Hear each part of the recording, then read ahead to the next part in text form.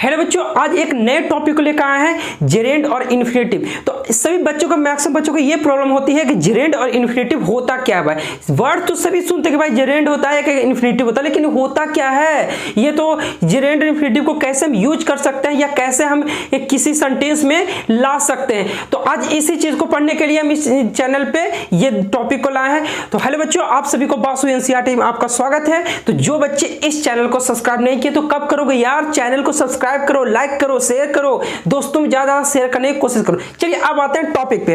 Topic क्या है? Gerund and infinitive. अब जेरेंड का मतलब समझते हैं क्या होता है? जेरेंड का मतलब हुआ ना कि किसी भी, जैसे आपको हम पहले सेंटेंस में क्या बताए थे कि किसी भी सब्जेक्ट के रूप में एक चाहे नॉन रख सकते हैं, प्रोनाउन रख सकते हैं, जेरेंड रख सकते हैं और इन्फिनेटिव रख सकते हैं। ये हम बातें बता चुके थे। तो सबसे पहले क्या देखना है कि भाई नॉन प्रोनाउन, दोस्तों कि नॉन क्या है? प्रोनाउन है। लेकिन जेरेंड और इन्फिनेटिव क्या आता है? तो अगर आप इससे पहले जेरेंड और इन्फिनेटिव को समझने से पहले कुछ टर्म्स को समझते हैं। जैसे आपको पूछेगा भाई खाने का इंग्लिश में क्या कहते हैं, तो बोलोगे सर ईट। सोने का इंग्लिश में क्या कहते हैं, बोलेगा सर स्लीप।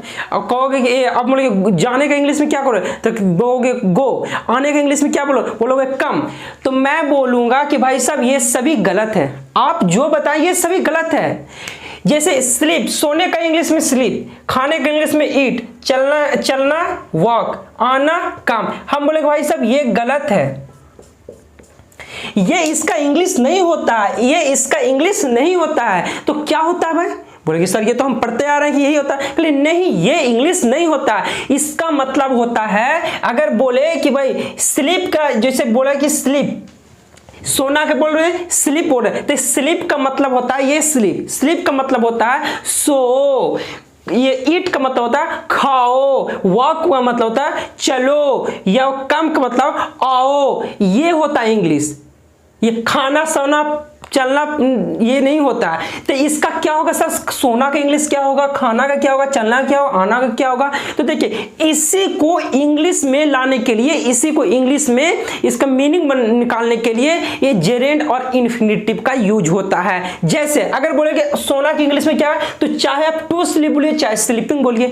टू स्लीप किस फॉर्म में आ गया? तो ये आपका आ गया इन्फिनेटिव, क्योंकि सबसे पहले जो इन्फिनेटिव होता है, अब ये बताते हैं कि इन्फिनेटिव जेरेंड क्या होता है। जेरेंड में होता है ना कि वर्ब के V1 के बाद में ING लगाकर उसको जेरेंड के रूप में चेंज कर सकते हैं, जेरेंड फॉर्म में ला सकते हैं। क्या कर सकते हैं? वर्ब के V1 में ING को जोड़कर। अब बोलेगा कि सर कि इन्फिनेटिव क्या होता है? इन्फिनेटिव होता है वर्ब के V1 के पहले टू लगाकर इन्फिनेटिव फॉर्म में चेंज किया जाता है। उसी तरह से अगर सोना को लिखना इंग्लिश में तो लिखा जाता है टू स्लीप लिखो या स्लीपिंग लिखो। ये स्लीप सिर्फ नहीं होगा। स्लीप का मतलब क्या होता है? स्लीप का मतलब सो, ईट का मतलब खाओ, कम का मतलब आओ, गो का मतलब जाओ, ये होता है। अगर टू स्लीप लिखोगे तब सोना होगा, टू ईट लिखोगे तो खाना होगा, टू वॉक या वॉकिंग लिखोगे तब चलना होगा, टू कम या कम लिखोगे तब आना होगा। इस तरह से जेरेंड को, इसमें कौन जेरेंड हो गया? ये इन्फिनेटिव जेरेंड हो गया।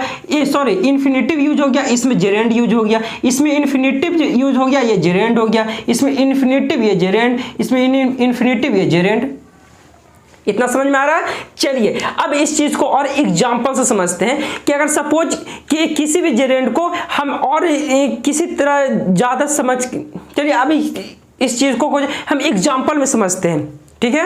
जैसे देखिए एग्जांपल नंबर 1 में क्या? राम पढ़ना जानता है। इसमें देखिए जेरेंड रूप में अगर जेरेंड या इन्फिनेटिव रूप में यूज करना है तो कैसे करोगे? सबसे पहले एकदम दिमाग खोल के एक चीज को तुम बैठा लो। क्या बैठाना है? कि जेरेंड या इन्फिनेटिव यूज करने के लिए जो सेंटेंस में जो सेंटेंस दिया, उस सेंटेंस का सबसे लास्ट वाला जो वर्ब होगा, सेंटेंस के पीछे से सबसे पहला वर्ब, क्या बोल रहे हैं? सेंटेंस का सबसे पीछे वाले से पहला वर्ब, वो होगा काम क्या?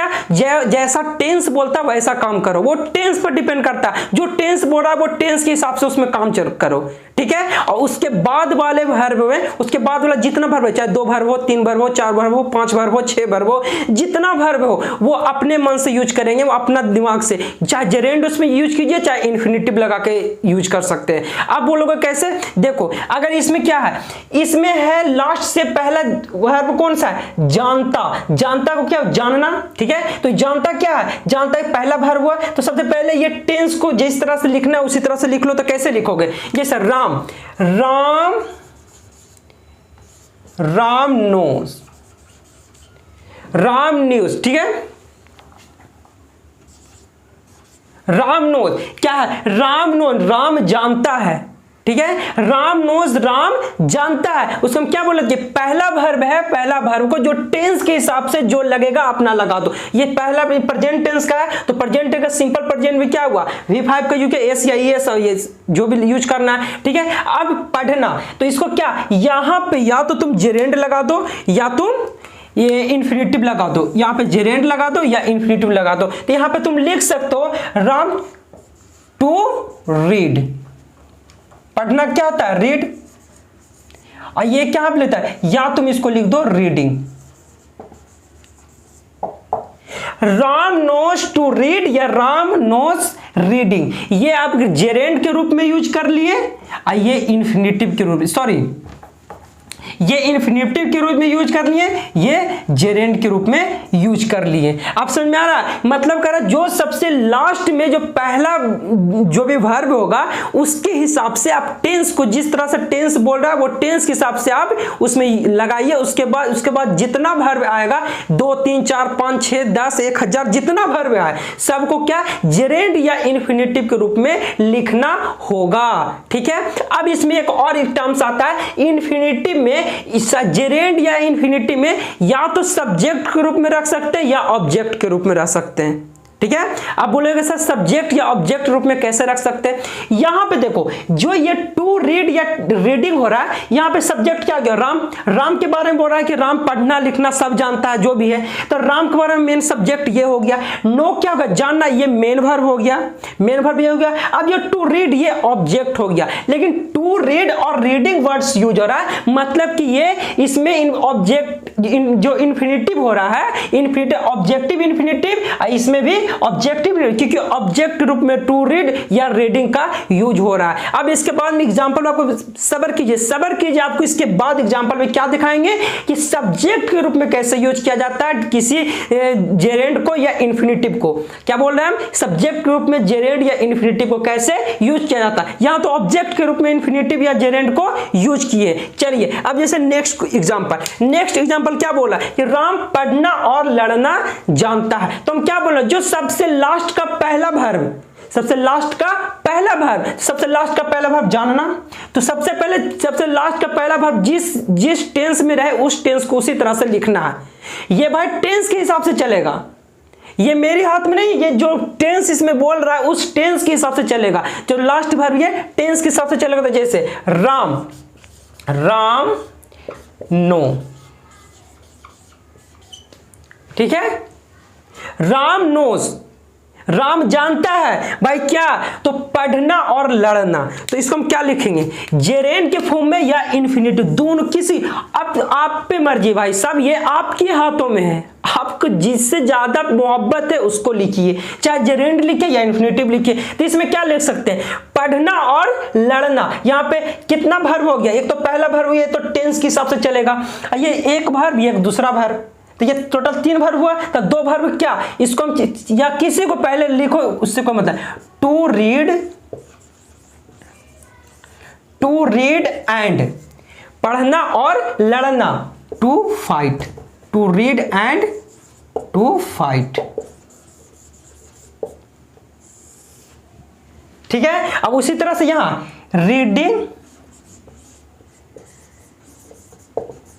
Reading and fighting, reading and fighting, या तुम जेरेंड के फॉर्म में लिखो या इन्फिनिटिव के फॉर्म में लिखो, किसी फॉर्म में लिखोगे उससे कोई मतलब है। यहां पे किस तरह से यूज हो रहा है? इसमें भी ऑब्जेक्टिव में ही यूज रहा है, क्योंकि कि राम के बारे में बोला गया, तो राम यहां पे क्या हो गया? राम सब्जेक्ट हो गया। नो क्या होगा? ये मेन वर्ब हो गया, नो मेन वर्ब हुआ। अब ये टू रीड ये ऑब्जेक्ट हो गया, तो ये किस रूप में हो रहा है? ये ऑब्जेक्टिव के रूप में यूज हो रहा है। इसका मतलब क्या हुआ? जो ये है जेरेंड और इन्फिनिटिव, ये ऑब्जेक्टिव जेरेंड है, इन्फिनिटिव है जो ऑब्जेक्टिव इन्फिनिटिव है, ठीक है। चलिए अब इसका नेक्स्ट एग्जांपल को देखते हैं। ये देखिए, जैसे ये एग्जाम्पल क्या कि मैं पढ़ना लिखना और सीखना जानता हूं। मैं पढ़ना लिखना और सीखना जानता, इसमें वर्ब कितना है तो तुम बताओगे ना, ये जानना भी एक वर्ब है, सीखना भी वर्ब है, लिखना भी वर्ब है, पढ़ना भी एक वर्ब है।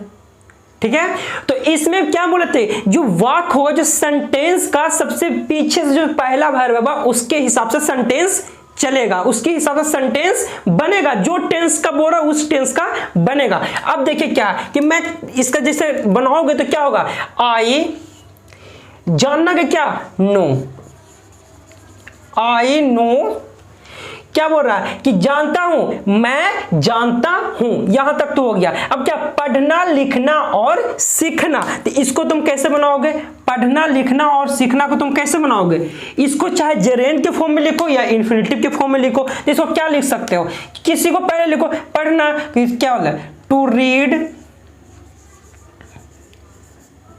Read comma, to write comma, sorry comma नहीं, एंड टू लर्न।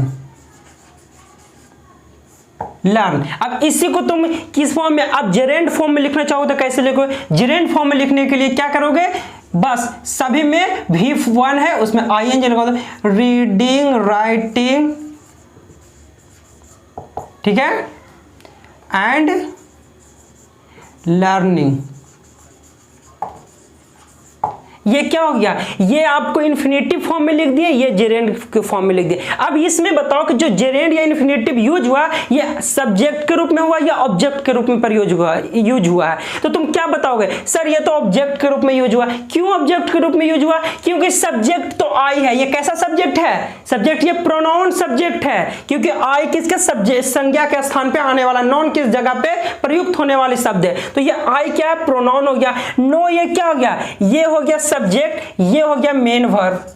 अब जो मेन वर्ब के बाद जो to read, to write, to learn ये सब लगा, ये किस रूप में लगा, ये ऑब्जेक्ट के रूप में। कैसा ऑब्जेक्ट, जेरेंड ऑब्जेक्ट या बोलोगे इन्फिनेटिव ऑब्जेक्ट, जेरेंड ऑब्जेक्ट या इन्फिनेटिव ऑब्जेक्ट। हम पहले क्या बताए थे कि जो जेरेंड या इन्फिनेटिव होता है वो सब्जेक्ट के रूप में भी लगता है या ऑब्जेक्ट के रूप में भी लगता है। यहां सभी अभी हम ऑब्जेक्ट जेरेंड या ऑब्जेक्ट इन्फिनेटिव के रूप में यूज हो रहा है। अब एग्जांपल इसके बाद हम बताएंगे कि सब्जेक्ट के रूप में कैसे जेरेंड या इन्फिनेटिव को यूज किया जाता है। जैसे अब नेक्स्ट एग्जांपल, चलिए अब इसको देखिए, इसमें क्या है कि ये वह खाना बनाना सीख रही है। ये कौन सा टेंस का बात हो रहा है, ये टेंस का बात हो रहा है प्रेजेंट कंटिन्यूअस की, क्योंकि अभी प्रोसेस में जो वर्क हो रहा है वो प्रोसेस में। तो अब इसको कैसे तुम बनाओगे, देखिए वह खाना बना रही है, फीमेल की बात हो रही है, तो क्या लगाओगे, पहले सी, प्रेजेंट कंटिन्यूअस ES लगता है प्लस V4 लगता है, तो ES, तो सी इज, सीख रही है, सीख रही का मतलब V4 का यूज होगा, तो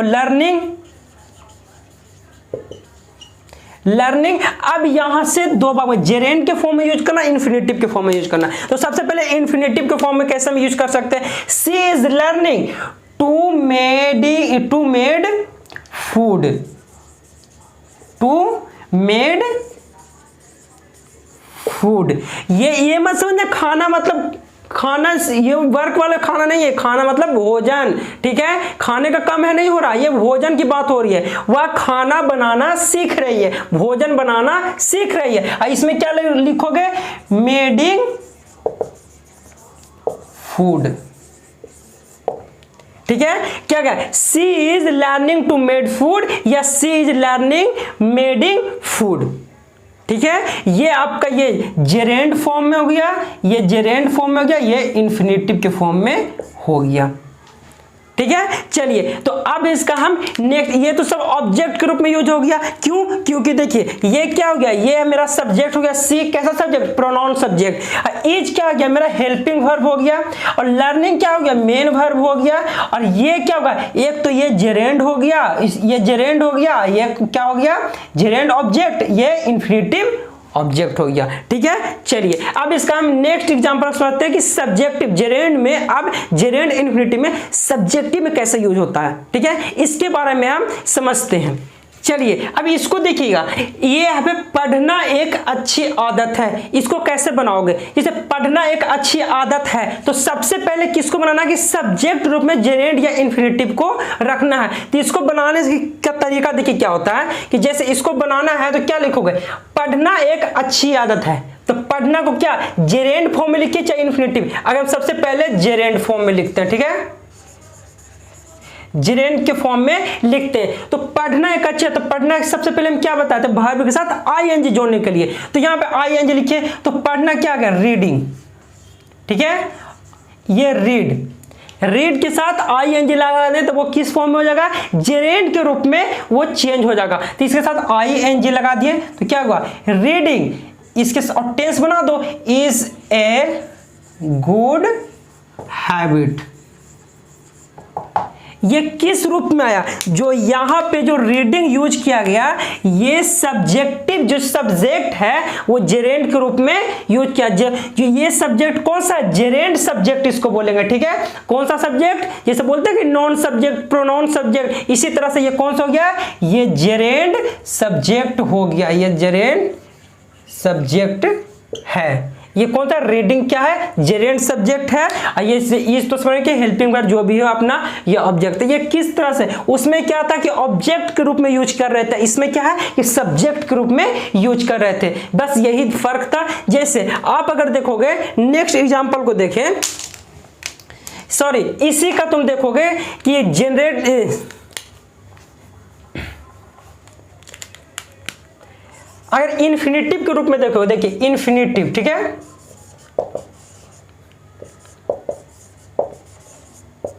इन्फिनेटिव के रूप में देखोगे तो कैसे होगा, जैसे अभी इसी को ना पढ़ना एक अच्छी आदत है, ये तो जेरेंड के रूप में ये बना, ये जेनरेट के फॉर्म में ये टेंस सेंटेंस बना। अब इसको देखना है कि इन्फिनेटिव के रूप में कैसे बनेगा, तो इन्फिनेटिव के रूप में क्या लगा, सबसे पहले जो वर्ब रहेगा वर्ब के पहले क्या लगा देना था, टू। जेरेंड के फॉर्म बनाए तो वर्ब के पीछे आईएनजी लगा दिए, और जेरेंड और इन्फिनेटिव के रूप में लिखना, फॉर्म में लिखना, तो क्या करना है वर्ब के पहले टू यूज कर देना। तो बस इसी तरह से टू यूज कीजिए। जैसे यहाँ पे इन्फिनेटिव के फॉर्म में है तो क्या लिखोगे, इन्फिनेटिव के रूप में तो टू रीड, क्या लिखोगे, to read is a good habit, to read is a good habit. ये कौन सा हो गया भाई, ये टू रीड क्या है, ये इन्फिनेटिव है, कौन सा इन्फिनेटिव है, सब्जेक्ट इन्फिनेटिव, इन्फिनेटिव सब्जेक्ट, कैसा है, एक इन्फिनेटिव सब्जेक्ट है, क्योंकि इसको सब्जेक्ट के रूप में इन्फिनेटिव को रखा गया, इसलिए ये इन्फिनेटिव सब्जेक्ट हो गया। चलिए अब हम नेक्स्ट को समझते हैं। जैसे आप इसको देखिए, जैसे क्वेश्चन जो वर्ड है कुछ कुछ, जैसे like to, want to, love to, hate to, need to, ऐसे में आखिर ये ऐसा है नहीं, ये सिर्फ स्कूल में देखोगे, स्कूल में ज्यादातर देखोगे इसको याद कराया जाता है कि भाई लाइक टू मतलब पसंद है, वांट टू मतलब चाहता है, लव टू मतलब बेहद पसंद है, डेट टू हिम्मत है, नीड टू जरूरत है, मतलब इसको टू को लगा, इसके पीछे जो राज की बात है वो नहीं बताया। राज की बात क्या है कि भाई ये ऐसे नहीं है, ये क्या है, जेरेंड और इन्फिनेटिव से आया। कैसा है, जेरेंड और इन्फिनेटिव से। स्कूल में सोचता कह रहे भाई ये सब क्या पढ़ाना है, जो जानता है अगर सेंटेंस बनाएगा तो उसमें क्या होगा, सेंटेंस बनाने वक्त उसको V1 में यूज हो जाएगा, तो वो जेरेंड के रूप में या इन्फिनेटिव के रूप में सब्जेक्ट या ऑब्जेक्ट के रूप में यूज हो ही जाएगा। उसको बताना क्या, बस इसको सब याद करा दो, like to, want to, love to, this to, that, he, वो, दिस, दैट, लर्न, फन, जो भी हो अपना याद करा दिया। लेकिन ऐसा रियल में नहीं होता। राज की बात यही है कि जो टू लाइक टू है, ये लाइक टू का मतलब है ना कि इसके जो पीछे टू यूज किया गया वो कैसे आता है। जैसे ये सपोज अगर एग्जांपल को देखा जाए, जैसे बोला कि मुझे सोना अच्छा लगता है, मुझे सोना अच्छा लगता है, तो इसको तुम कैसे बनाओगे, अगर इसको बनाना होगा तो क्या करोगे, तो अच्छा लगता है तो क्या लगता है भाई, तो सोना, तो आई लाइक, सबसे पहले आई लाइक। अब इसको दो रूप में लिख सकते हो, क्या, एक तो जेरेंड फॉर्म में, क्या लिख सकते हो, एक जेरेंड फॉर्म में, और एक लिख सकते हो इन्फिनेटिव के फॉर्म में। तो कैसे लिखोगे, मुझे सोना अच्छा लगता है, तो अब चाहे यहां आप लिखिए टू स्लीप, क्योंकि मुझे अच्छा लगता है तो आई लाइक टू स्लीप। और ये क्या तुम लिख सकते हो, या नीचे और क्या लिख सकते हो, स्लीपिंग। ये आपका इन्फिनेटिव के फॉर्म हो गया, ये जेरेंड के फॉर्म में हो गया। दोनों सेंटेंस जैसा मूड करे वैसा बनाओ। पहले का स्कूल में क्या आता है ना, स्कूल में पहले क्या, अभी भी स्कूल में क्या होता है ना, जेरेंड और इन्फिनेटिव के बारे में बताया नहीं जाता है, तो लोग कहते हैं अरे भाई like to, want to, love to, red to, need to, ये सब याद कर लो, ऐसे ऐसे होता है, ठीक है। लेकिन इसकी नॉलेज ना होने के कारण अब इसे पता चल रहा है कि ये कैसे आ रहा है। यहां पे ऐसे नहीं पढ़ेंगे, ये पढ़ेंगे आई लाइक टू स्लीप, ये नहीं पढ़ेंगे आई लाइक टू स्लीप, ऐसे नहीं पढ़ेंगे, क्या पढ़ेंगे, I like to sleep, I like to sleep. ये टू स्लीप अलग है, इसी को पहले, इसी को क्या करता है, सिर्फ लाइक और टू को एक साथ करता है, इसे कहता है आई लाइक टू। लेकिन आई लाइक टू नहीं पढ़ना, आई लाइक टू स्लीप, ये इस तरह से पढ़ा जाता है। समझ में आ रहा है हम क्या बोल रहे हैं। चलिए, तो इसी को हम क्या लिख सकते हैं, पसंद है, इसी को हम क्या हम लिख सकते हैं, इसमें टू हटाकर आईएनजी का यूज कर दीजिए। जैसे ये क्या है, आई लाइक टू, तो इसको आप लिख सकते हैं, ये टू को हटा दीजिए और ये लाइकिंग लिख दीजिए, ये लिख दे वांटिंग लिख दीजिए। ये जेरेंड फॉर्म में आ गया, ये टू लगा के क्या कौन सा फॉर्म में ला गया था, इन्फिनेटिव के रूप में आया होता है, लेकिन ये इसको हम जेरेंड के फॉर्म में भी लिख सकते हैं। क्या करना है, बस टू को हटाना है और भी प्लस आईएनजी यहां पे ऐड कर देना। ये इस तरह से फॉर्म होता है किसी भी वर्ड्स का। चलिए, तो ये आज का था ये जेरेंड और इन्फिनेटिव का क्लास। आई होप कि आप लोग को सभी को समझ में आ गया होगा। अब नेक्स्ट क्लास में आपको हम बताएंगे सेंटेंस के कितने पार्ट्स होते हैं और कितने क्लासिफिकेशन में डिवाइड किया गया है और कौन कौन से, इसके बारे में एक्सप्लेन करते हैं। तो आई होप कि आप लोग को वीडियो अच्छी लगी हो, तो लाइक कीजिए, शेयर कीजिए, सब्सक्राइब कीजिए और दोस्तों ज्यादा शेयर करने की कोशिश करें। आज के लिए बस इतना ही। जय हिंद।